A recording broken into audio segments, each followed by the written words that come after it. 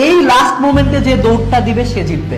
এই লাস্ট মোমেন্টে এসে তুমি ডিপ্রেশন, টেনশন, ভয় লাগে, এই লাগে, মানুষজন 2 টাকার দাম দিবে না।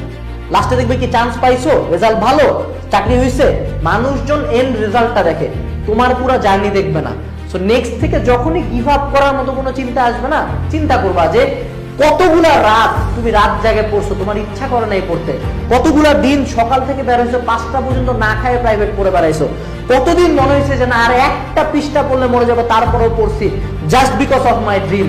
কোনো একদিন কোচিং যাওয়ার ইচ্ছা ছিল না, আমি গেছি। কোনো একদিন আমার মা আমাকে ডাকে বলছে যে বাবা তুই যদি এই জায়গায় চান্স পাইস আমাদের ফ্যামিলিটা ঘুরে দাঁড়াবে। কোনো একদিন আমার বাপ আমাকে বিশ্বাস করে একটা টাকা হাতে দিয়ে বসে যা ঢাকা যা ভর্তি পরীক্ষা দে। Think about those times, think about those efforts, যেই এফোর্ট গুলা তোমাকে আজকে এখানে আনছে।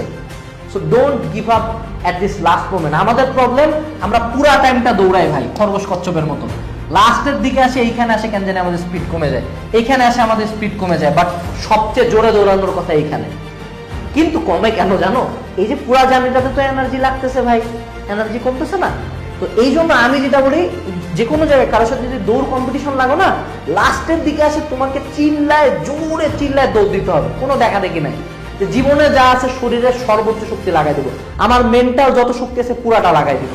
লাস্টের কয়েকদিনের এফোর্ট খুবই গুরুত্বপূর্ণ। আমি যদি আজকে চোখ বন্ধ করে চিন্তা করে আমি বলতে পারবো ঢাকা বিশ্ববিদ্যালয়ের আগে 7 দিন কতটুকু ঘুমায় আমি বাঁচেছিলাম এটা আমি জানি, কতটুকু খাইছিলাম বা কতটা এফোর্ট দিছিলাম।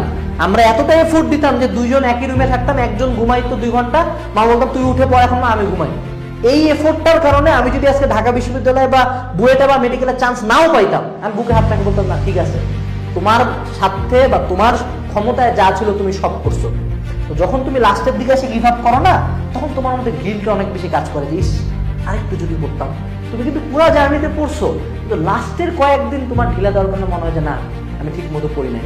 অনেক স্টুডেন্টের সাথে কথা বলছি, অনেক মানুষজনের সাথে কথা বলছি যারা লাস্ট মোমেন্টে এসে গিভ আপ করে। So from next, think about your efforts, think about your dreams and work hard, don't give up. Last momente শারীরিক ও মানসিক সর্বোচ্চ শক্তি দিয়ে দৌড়াও। Best of luck.